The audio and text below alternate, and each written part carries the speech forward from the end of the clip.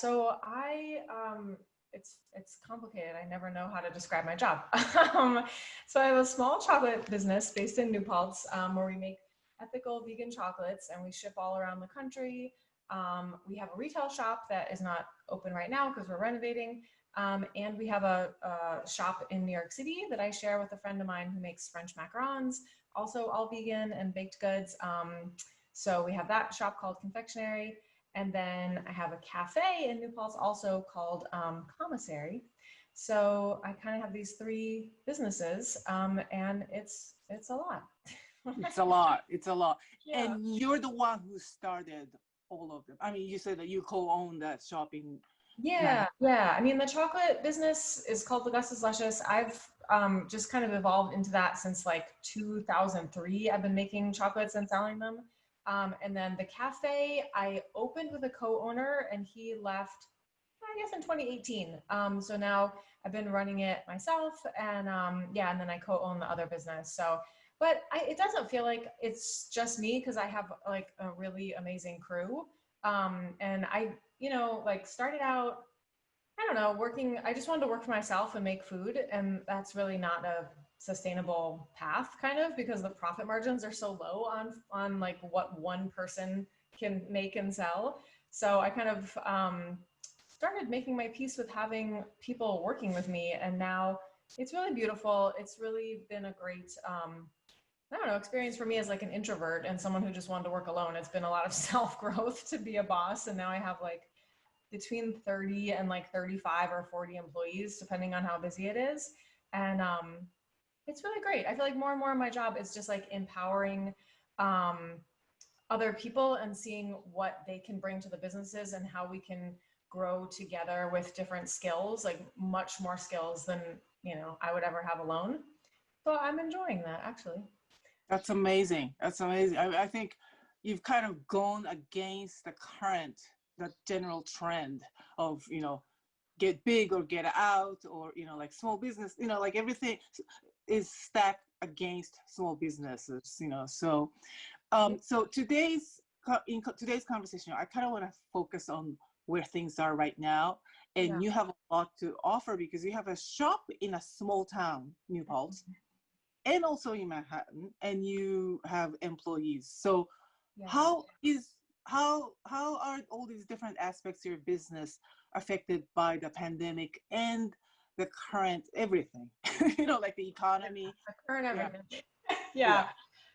I mean, it's funny that you say that, we're going against the current. I think that we're very consciously, like I started out my career actively political and with politics at the heart of it.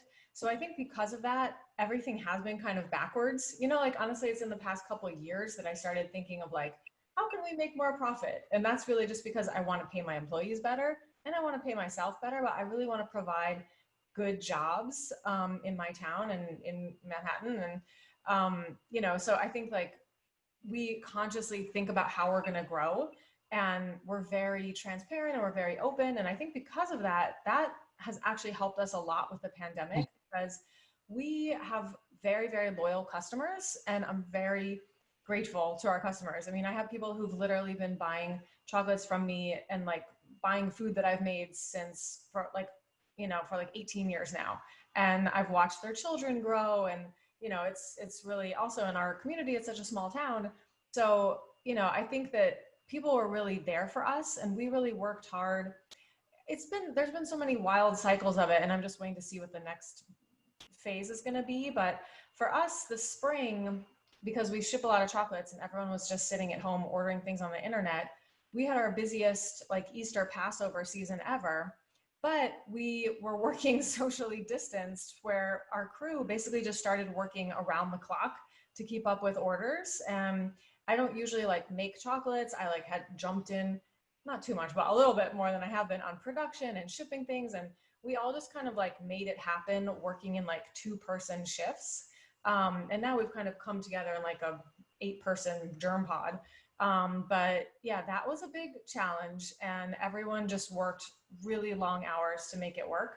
And at the cafe, it, was really hard to figure out what to do. Right now, we're behind the like New York State phasing plan. We could be open. I don't know if it's 25% or 50% capacity for indoor seating, but we don't have any indoor seating because we really pride ourselves on, just like you said, like, we kind of make our own path, and we have come together as a cafe and talked about like how we feel safe. And none of us really feel safe having indoor dining right now. It might change the more we get into the winter, depending on the numbers. But yeah, so we have all takeout, and then we have two tables outside, and that's actually been fine. I mean, our revenues haven't really dipped. It's been okay, and I think because we've been really posting on social media and like, trying, like we did a lot of grocery sales and larger things to go, and we've just kind of been making it work and not really scrambling, but like being nimble, so that's helped, but it's definitely not easy. Hmm. So yeah. And your employees, you didn't lose any employees, like because of the fear or Yeah, whatever? we definitely had people who didn't work for a long time, and we actually had a really great, like, to be honest, a gift from a customer, a little bit of money that helped us like survive to start, which was really great because it meant that if people needed to take off, we had a program for still paying people a certain amount. It didn't go super far, but it was like, every little bit helps. And things like the paycheck protection program and the EIDL loans, those did really help us out. So yeah, so that was very helpful. I'm trying to think if we have any employees. I mean, we did have some shakeups, but I don't feel like they were even, it was more just people kind of thinking about their lives or their path in life. And it wasn't directly related to like, I don't want to work because of the pandemic. We have had, like a couple like COVID scares where we all have gotten tests, just because with so many moving parts and we're interacting with the public, we're trying to be extra, extra cautious. And anytime anyone has a little sore throat, we're like, just stay home. If they have a couple symptoms of COVID, we have them get a test and hang out at home. And yeah, so it's like a lot of managing that, but just trying to make sure, especially because some of our employees and customers can, I mean, everywhere there can be immunocompromised people, and we're just trying to like really hold space for people who don't feel comfortable just being out in the world right now, and trying to make things while running a public business as safe as possible. So yeah, it is a challenge. But you've been managing it, and you're actually one of the rare cases who's really kind of, I mean, I know that it's a challenge, but you didn't lose revenue and you didn't lose employees and you didn't lose customers. This is a really rare case. And in your case, PPP really did help because you did stay open. Yeah, it really did help. And I mean, also, we have a great bookkeeper who honestly spent weeks of her life learning about these with our accountant, and like, you know, learning about all the programs available. And like, if we didn't have that, I don't know that I could have done that, because it just makes my head spin looking at all these things. So, I mean, yeah, it's just like we had a great team who was really committed to like, how can we make this work? What can we do this week? What will be helpful for our employees and our customers and the business, and just like always balancing those things. But yeah, I feel very grateful. I mean, our shop in New York City, the revenues are still super down, and we were closed for maybe like 4 months or something. So that is the only business that is like truly, like, was pretty awful. But luckily, because it's a shared business with Lagusta Yearwood and Sweet Marisa, who makes the baked goods, we just like kind of focused on our own businesses doing well, and so we can make it work, in the city. But yeah, that was challenging, and it's still challenging, but it's always, there's always things. So Mm. this, not to say this is just another thing, but it's a big thing. Yeah.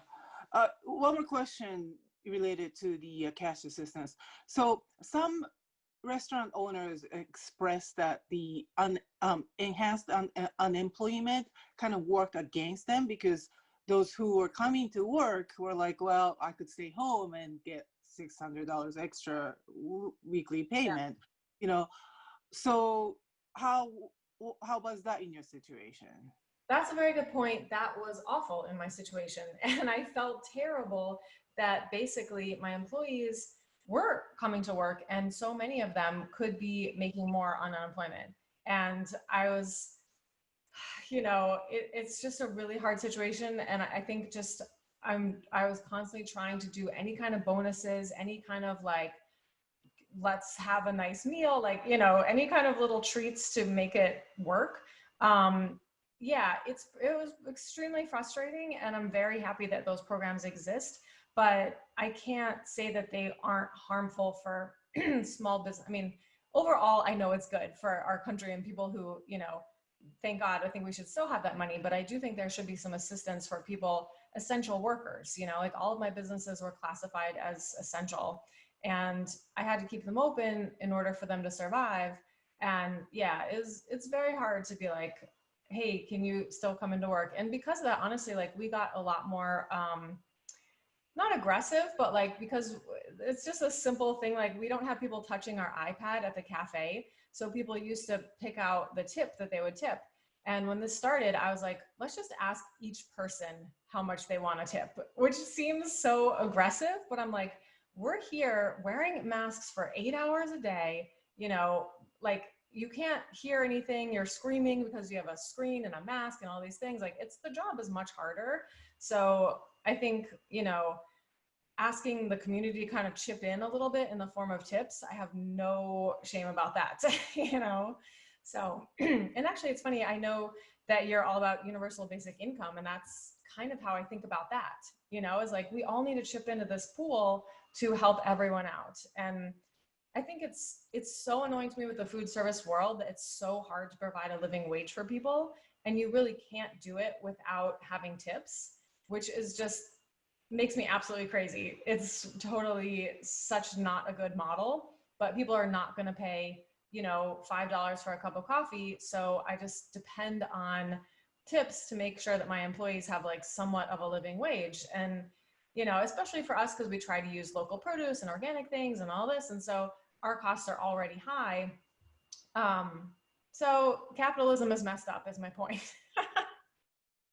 Yeah, well, that's one of the reasons I'm doing this series of interviews, because although I do think that the Congress, especially in the beginning, really did step up and expanding the unemployment to include gig workers and adding the $600 extra, that was really great. And I think PPP worked in cases where it did work. But at the same time, after all that has happened, like disincentivizing people to work, and also having the essential workers kind of getting a raw deal out of all this, was a big mistake that I think, in the next round, if something like this happens again, we need to improve on that. And I've come to a conclusion that, well, everybody should have just gotten money, whether it was tied to work or not. The businesses who couldn't stay open couldn't take advantage of PPP, because Yeah. what would you do with the employees who are not going to be working? So every business should have just gotten money no matter what. And that would have reduced the bureaucracy and all those problems of like not getting unemployment, all those nightmare stories that we've been hearing. But anyway, and yeah, just tying healthcare, tying all these things to work is such a weird American thing that there's no reason. And it's so funny to me that we're putting up banners and flags for essential workers, but so many of them are getting paid less than other people. But yeah, and I mean, I just wish the programs would have continued. I think we need another round of everything. So that's a whole other topic. It's crazy that the Congress and the Senate are just going home until after the election without really passing anything. Yeah. I don't know what they're thinking. I've been talking to, people like this, and I'm getting this pretty scary picture that there is a cliff that we're going towards. And a lot of freelance professionals, myself included, are still okay because we did save up money from the unemployment, but that's going to run out. And the real estate's going up in our area, the taxes are going to go up. Yeah, New Paltz particularly is in a very weird spot right now with so all of us I feel like are just holding our breath with this wave of New York City tourists coming up and what will that do to change our town and yeah, exactly. But I mean, I love the city. Yeah. So, but Yeah. yeah. I'm actually pretty excited about New York City. I feel like, we negotiated a lower rent at our shop, which our rent was atrocious, and now it's a little less atrocious. And I feel like there might be a really cool creative renaissance there because rents will go down and people can afford to have more interesting shops that aren't just focused on how much money you can make. So I don't know. I'm trying to have a positive spin. I agree with you though. I have a feeling that artists might even like start moving back to the city, you Yeah. know, if the rent keeps going down and if it keeps going up around here. And culturally too, it could be some interesting kind of grungy, Yeah. interesting thing that could happen in New York. Um, what I'm really excited about you though is that you're kind of an epitome of a business style that I've always kind of imagined would be the kind, a resilient business Hmm. model that could ride over these, um, you know, um, crises. It might be really difficult to start out the way you did and to maintain it that way because there's a lot of management going on. There's a lot of intangible um, benefits that you're offering that you cannot quantify, but those things are really turning out to be your strength in this case. Yeah, no, I think you're right. I mean, and that's very consciously done. I think, I started out in life as an activist for different causes and am a big critique of capitalism and the way it's practiced. And my way of putting my beliefs into action is by running capitalist businesses, which I get a lot of flack from like real anti-capitalists, of like, you can't be in the system and change the system, but I'm too tired to change the system completely. Like, I just don't have enough faith that we're going to totally remake capitalism in a, I don't know what, more revolutionary way. So I feel like working within it helps today, instead of working on a future way, way in the future when everything in society is completely changed and patriarchy and racism are all handled. I'm going to try to do what I can within that system today. And I think that it is a lot harder. I mean, at every step of the way, we're analyzing our supply chain and we're looking at, just everything. But to me, I don't like just want to have businesses to make money. That's just very boring to me. So it's just a much more like, this is the only way I would run a business because it's more interesting to me and it's more fun. And I like the challenge of doing things in line with my values. And I think you're right that um, I don't know, like it's just a more sustainable business model on all levels because it's kind of trying to look at um, many different aspects of true sustainability at once, if that makes sense. I mean, that said, we don't have much savings. I'm always worried about money. There's always things happening, but I think we have at least built up this really good community that trusts us and trusts our products. And I feel like I'm truly proud of the work we're doing. And I don't mind that it's hard. It's fine with me, and it's a lot of joys every day. So, yeah. Yeah, I think observing your business through social media and our mutual friends, what I see is that you've built up intangible assets that cannot be quantified, which is really coming to fruition at this point. Like you just said, like one of your customers gave you money to like ride over this the crisis, and so that's real. You know Yeah. what I mean? And so why don't we have more educational system that emphasizes that, like being a nice person will go a long way. It's more important. In some cases, it's more powerful than having a large bank account. Yeah. I mean, it's funny with me because like I've learned a bunch of business things over the years, but so like in such a backwards way where I just started because I wanted to just cook in my kitchen and I never had any startup capital. And, a couple of years ago, I wrote a big business plan for the businesses and really put a lot more thought into like our 5-year plan, our mission statement, all these things that I should have done like 15 years ago. And I think because I went about everything in like the wrong way, it allowed me to grow really slowly, and it allowed me to like be very intentional about things. Where if someone had given me $100,000 to start my business 15 years ago, when I was like so young, I'm not that young, but younger, I think it would have been a fiasco. So I think that even though it was years and years of struggle, it allowed me time to like be like, really, what am I doing here? What matters? What am I focusing on? So I'm grateful to it. Yeah, it was definitely a harder path, but it's going okay now. So here we Yeah. are. Well, that's interesting because what you just described, like getting a lot of money at the startup of your career, that's the business model now, like venture capitalists and investors, their business model is to just give out lots of money to a lot of projects and just let the winners survive, and others, let others wither. That just that just uh, rewards people who just run typical businesses in typical ways, because that's what the marketplace demands, that you put in this money and you follow these steps and you do this business in a certain way.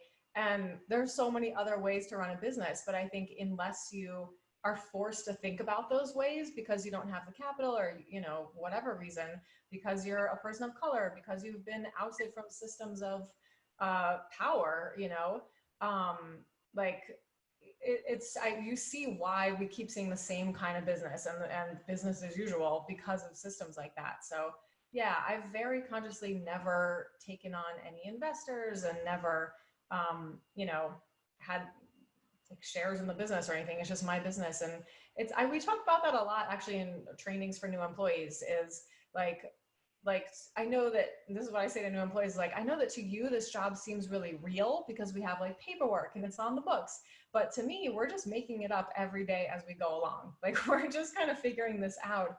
And I think like I want to always have that sense of play and sense of like, if someone sees something that doesn't make sense, let's talk about it and change it, because there's no like shareholders that we have to report to who are saying you have to do things this way. We can just be a lot more like nimble and kind of more creative with things, which is a real joy.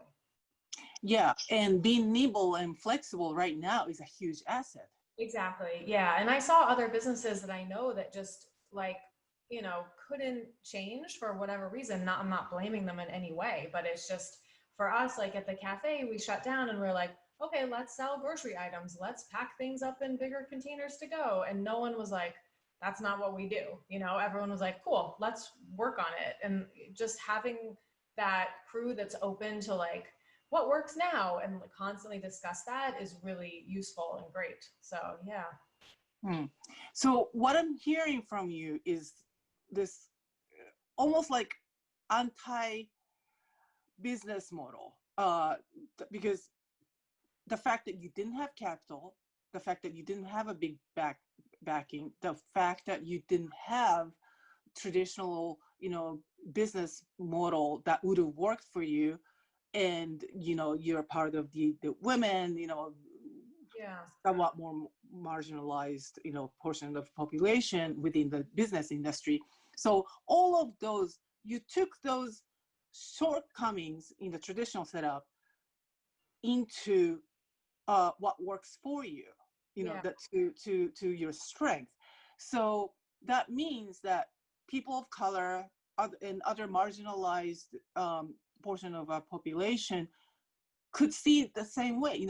Their weakness, what is perceived to be weakness, can be their strength, especially if they got together. I think that's a great point, but I also think that with you describing it, what's not so easy to talk about is like the years of struggle, and I think that like I'm like, I am the person I am because of those years of struggle, but because of so many years of just being terrified of how I'm going to pay payroll, and how are we going to get to this next level we need to get, how are we going to buy this new packaging, it like made me a much better business person. Absolutely. So I think you're absolutely right, but I think we also can't minimize what a harder path it is.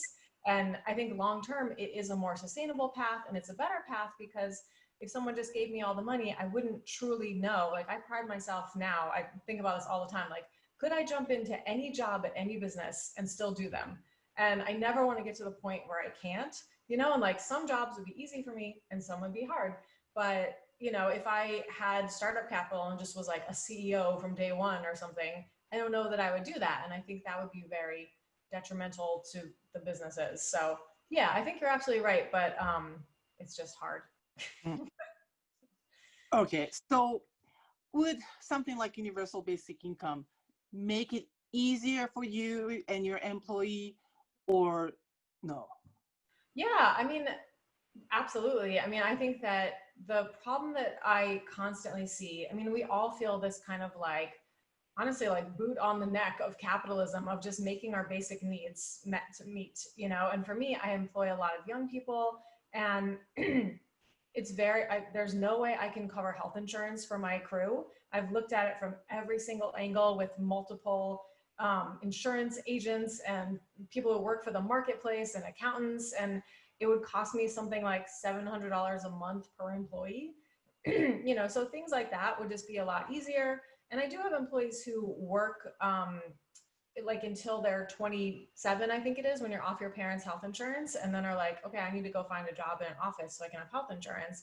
And we do subsidize health insurance for full-time people, but we can't pay for it completely. So just things like that would be a lot easier. And I have no, you know, I'm sure you know a lot more about this than I do, but I absolutely believe that the money is there. It's an allocation problem.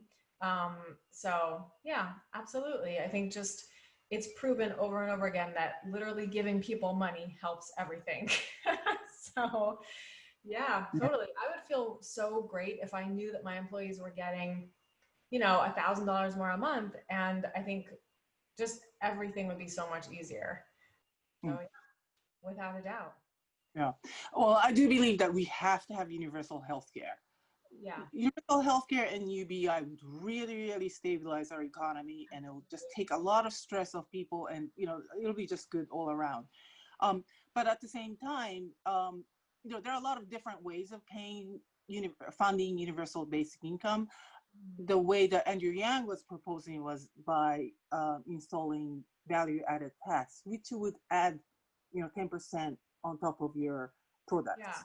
But I And find also, it's yeah. everyone, you know, like that's the problem is right now, if we were just to yank up our prices and be, you know, I know restaurants who don't have tipping and their prices are 20% more, people wouldn't go to my business if the prices are 20% more. So if it was across the board, then that's great. But, Great. yeah. Yeah. And also, my argument is that because VAT is taxed at like every transaction through the supply chain, businesses who have shorter supply chains would benefit more from the system. That's a great And point. also, because people would have more leverage to negotiate with the bosses or the jobs, so they wouldn't be forced to take jobs that they don't really want to if they didn't want Yeah, to. that's a great And point. Oh, yeah, so a business like you who offer intangible benefits like being on a team and just being this feeling of community or whatever yes, would also have. that they enjoy. Yeah, Yeah. yeah. And then So also jobs that people do, so I'm sorry. that's okay. That's good. I just wanted to say that a business like you, I would imagine would have more edge over businesses that people wouldn't want to work for. Yeah, I mean, it's funny. We definitely lose great people because we can't pay enough, you know, and I'm like working hard every day to pay people more and more. But yeah, I think that that would happen. And also jobs that people are kind of forced to work at that they really don't enjoy would have to up their game because then people wouldn't work there. So, oh boy, what a beautiful dream. I hope we can make it happen. Well, we're closer to making it happen than we ever have been. So, I do feel that there is a window, but that window is not gonna, stay open very long. And frankly, I feel that we need something as big as UBI to transform our, society right now to kind of stop us from going down this hill towards God knows what, like all kinds of instability. Those are the reasons that you've talked about, like, larger industries are super against UBI because of that, because they know that their super low paid workers wouldn't stay. I feel like that's a problem. It's good on our end for people who care about workers, but for huge corporations that donate to politicians, Yeah.